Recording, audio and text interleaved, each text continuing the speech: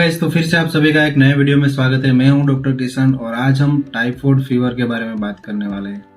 जो टाइफाइड बुखार होता है वो कैसे होता है, कैसे ये फैलता है, इसके लक्षण क्या होते हैं, इसका डायग्नोसिस कैसे किया जाता है और तो और उसमें क्या ट्रीटमेंट यानी कि इसका इलाज क्या होता है, ये सारी बातें हम इस वीडियो में जानेंगे। तो वीडियो को लास्ट तक देखिए। और दोस्तों, आप हमारे इस चैनल पर नए हो तो प्लीज़ जल्दी से जाके पहले सब्सक्राइब कर दीजिए। तो ज़्यादा देर नहीं करेंगे, चलते हैं वीडियो की ओर।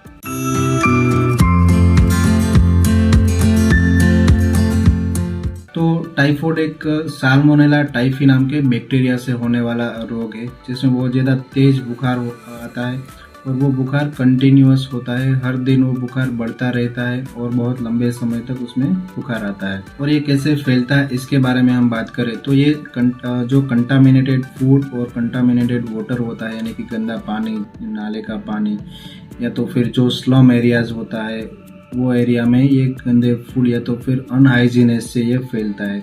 जब किसी व्यक्ति को टाइफाइड होता है तो टाइफाइड के जो बैक्टीरियाज होते हैं वो उनके पेशाब और उनके लेटरिन में वो बैक्टीरियाज बाहर आते हैं। अगर वो व्यक्ति कहीं पर बाहर शौच करने के लिए गया है तो उसके लेटरिन में या फिर पेशाब में वो बैक्टीरिया होंगे। और अगर कोई माखी मच्छर उसके ऊपर बैठता है और बाद में वो हमारे घर में, कोई रेस्टोरेंट में, हमारे खाने के ऊपर पानी में ही बैठता है तो उसमें वो बैक्टीरिया होते हैं, वो मिल जाते हैं।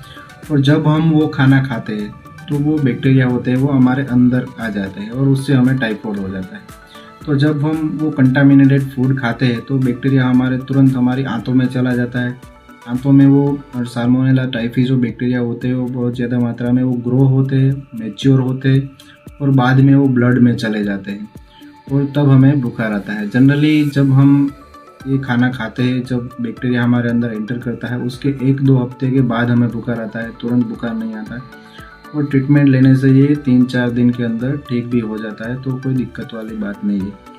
लेकिन अगर ट्रीटमेंट ना ली जाए तो उसमें बहुत ज़्यादा सीवियर कॉम्प्लिकेशंस भी हो सकती है, तो आपको ट्रीटमेंट लेनी इसमें ज़रूरी है। अब हम बात करते हैं कि टाइफाइड बुखार में क्या क्या लक्षण दिखाई देते हैं, इसके साइन एंड सिम्टम्स क्या होते हैं। तो इसमें बहुत ज़्यादा तेज परसिस्टेंट फीवर होता है, कंटिन्यूअस फीवर होता है, जो कि हर दिन बढ़ता जाता है। पहले दिन 101 होता है तो दूसरे दिन 102 होगा, तीसरे दिन 104, चौथे दिन 105, ऐसे हर दिन वो फीवर बढ़ता जाता है, बुखार होता है वो बढ़ता जाता है। और उसी वजह से इसको हम स्टेप लेडर फीवर भी बोलते हैं। ये सीढ़ी की तरह बढ़ता है, मतलब बढ़ता है फिर वो बढ़ता है, फिर वो रुक जाता है, फिर वो बढ़ता है, फिर रुक जाता है, मतलब नॉर्मल टेम्परेचर तो उसमें आता ही नहीं है। साथ ही में बहुत ज़्यादा सिर दर्द होता है, पूरा बदन दर्द होता है और तो और बार बार आपको दस्त जाना पड़ सकता है, डायरिया हो सकता है, पेट में दर्द हो सकता है और कुछ केसेस में कब्ज भी हो सकता है, या तो फिर आपको कॉफिंग हो सकता है, खांसी हो सकती है और उस वजह से बहुत ज़्यादा आपको थकान और कमजोरी भी महसूस हो सकती है। और तो और कुछ केसेस में स्किन रैशेस भी हो सकते हैं और इसकी वजह से आपको भूख भी कम लगेगी। तो ये सारे टाइफाइड के सिम्टम्स थे, टाइफाइड के लक्षण थे। अब हम बात करते हैं कि टाइफाइड का डायग्नोसिस, टाइफाइड का निदान कैसे करते हैं। तो जब आपको ऐसे सिम्टम्स दिखाई देंगे तो डॉक्टर्स आपको कुछ टेस्ट लिख के दे सकते हैं जिससे कि पता लगाया जा सके कि आपको टाइफाइड है या नहीं। तो उसमें एक ब्लड टेस्ट आता है, विडाल टेस्ट। अगर वो पॉजिटिव आता है तो समझ लेना है कि आपको टाइफाइड है। दूसरा, इसमें यूरिन कल्चर भी कराया जाता है। अगर विडाल में पॉजिटिव नहीं आता और डॉक्टर्स को लगता है कि आपको टाइफाइड है तो यूरिन कल्चर भी करा सकते हैं, स्टूल कल्चर भी करा सकते हैं, ब्लड कल्चर भी करा सकते हैं। तो उनमें भी पता चल जाता है कि आपके अंदर टाइफाइड के बैक्टीरिया है।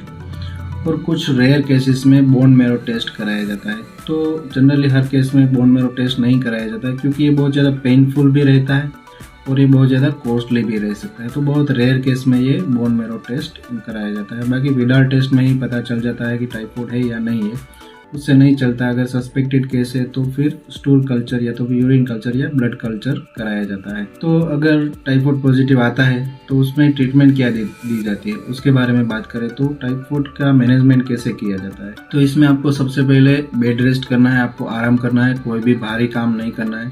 दूसरी बात है आपको सॉफ्ट डाइट लेना है, स्मॉल फ्रीक्वेंट मील्स लेने हैं, यानी कि आपको भले ही आप दिन में 4 या 5 बार खा लो लेकिन भर पेट आपको खाना नहीं खाना है, थोड़ा थोड़ा खाना है और सॉफ्ट डाइट लेना है। और तो और आपको वो बाहर का जंक फूड, ऑयली, स्पाइसी, तीखा जो खाना होता है वो आपको छोड़ना होगा और जितना हो सके उतना मात्रा में अपने आप को हाइड्रेटेड रखना है, पानी ज़्यादा पीना है। और अब बात करते हैं कि इसमें मेडिसिन कौन सी दी जाती है। तो ये साल्मोनेला टाइफी नाम के बैक्टीरिया से होने वाला रोग है।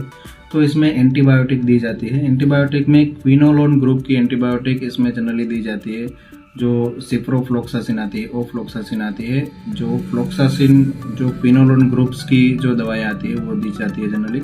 इसमें टेबलेट सिप्रोफ्लोक्सासिन 200 मिलीग्राम या तो फिर टेबलेट ओफ्लोक्सासिन 200 मिलीग्राम, जो कि सुबह शाम खाना खाने के बाद वो 5 दिन या तो फिर 7 दिन के लिए आपको प्रिस्क्राइब की जाती है। और तो और बुखार को कम करने के लिए और बदन दर्द को, सिर दर्द को कम करने के लिए पैरासीटामोल टेबलेट दी जाती है, जो कि 500 मिलीग्राम या तो फिर 650 मिलीग्राम आपको हर 6 घंटे में एक टेबलेट लेने के लिए बोल सकते हैं। क्योंकि इसमें जो बुखार आता है वो कंटिन्यूस बुखार होता है और बहुत ज़्यादा हाई ग्रेड बुखार आता है, तो आपको हर 6 घंटे में आपको लेने के लिए डॉक्टर्स बोलते हैं। और तो और कुछ केसेस में doctor short course of steroid prescribe करते हैं, जिसमें टेबलेट वाइसोलोन 10 मिलीग्राम की टेबलेट आती है, जिसमें प्रेडनिसोलोन कंटेंट रहता है। वो TDS पे यानी कि दिन में 3 बार खाना खाने के बाद आपको प्रिस्क्राइब कर सकते हैं 5 दिन तक के लिए। और उसके साथ में ये दवाएं चालू होगी तो आपको जाहिर सी बात है गैस, एसिडिटी या उल्टी जैसी सेंसेशन आ सकता है। तो गैस एसिडिटी को कंट्रोल करने के लिए, उल्टी को कंट्रोल करने के लिए कैप्सूल राबिकाइन DSR जो आता है, जिसमें राबेप्राजोल और डोम्पेरिडोन कंटेंट आता है, वो आपको प्रिस्क्राइब कर सकते हैं। या तो फिर ये एंटासिड और एंटीएमेटिक्स दोनों अलग अलग भी प्रिस्क्राइब कर सकते हैं। एंटासिड में टेबलेट पेंटोप्राजोल या तो ओमेप्राजोल या तो फिर रानिटिडिन, जो कि सुबह शाम खाना खाने से पहले।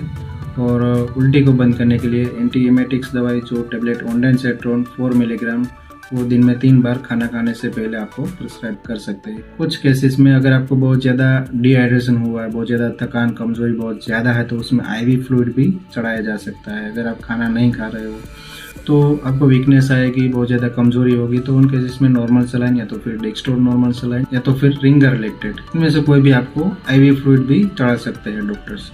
अगर 4-5 दिन के अंदर आपका बुखार कम नहीं होता है तो हमें समझ लेना चाहिए कि हमें जो टाइफाइड है वो क्विनोलोन रेजिस्टेंस टाइफाइड है, यानी कि जो सिप्रोफ्लोक्सासिन, ओफ्लोक्सासिन जो एंटीबायोटिक्स हमने ली है वो इफेक्टिव नहीं है, उसका रेजिस्टेंस डेवलप्ड है वो टाइफाइड के बैक्टीरिया में। तो उन केस में हमें कुछ और एंटीबायोटिक्स की तरफ जाना पड़ेगा। तो इसमें डॉक्टर्स टेबलेट सेफिक्सिम 200 मिलीग्राम, जो कि सुबह शाम खाना खाने के बाद वो 10 दिन या तो फिर 2 हफ्ते के लिए प्रिस्क्राइब कर सकते हैं। या तो फिर टेबलेट एजिथ्रोमाइसिन 500 मिलीग्राम दिन में 1 बार खाना खाने के बाद वो 5 दिन तक प्रिस्क्राइब कर सकते हैं। और या तो फिर इंजेक्टेबल एंटीबायोटिक भी डॉक्टर्स प्रिस्क्राइब करते हैं, जिसमें इंजेक्शन सेफ्ट्राइजोन 1 ग्राम जो कि IV दिया जाएगा सुबह शाम, वो 5 दिन या तो फिर 7 दिन के लिए चलाया जाएगा। तो दोस्तों यही थी टाइफाइड की सिंपल एंड शॉर्ट ट्रीटमेंट।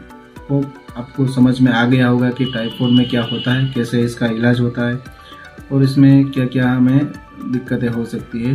तो आशा करता हूँ कि वीडियो आपको अच्छी लगी होगी। अगर आपको वीडियो अच्छी लगी है तो प्लीज़ वीडियो को लाइक करें, शेयर करें, कोई क्वेश्चन है तो कमेंट करें। और दोस्तों आप हमारे इस चैनल पर नए हो तो प्लीज़ जल्दी से जाके सब्सक्राइब कर दीजिए। तो दोस्तों मैं मिलता हूँ अगले वीडियो में, तब तक हेल्दी रहिए, फिट रहिए और मस्त रहिए।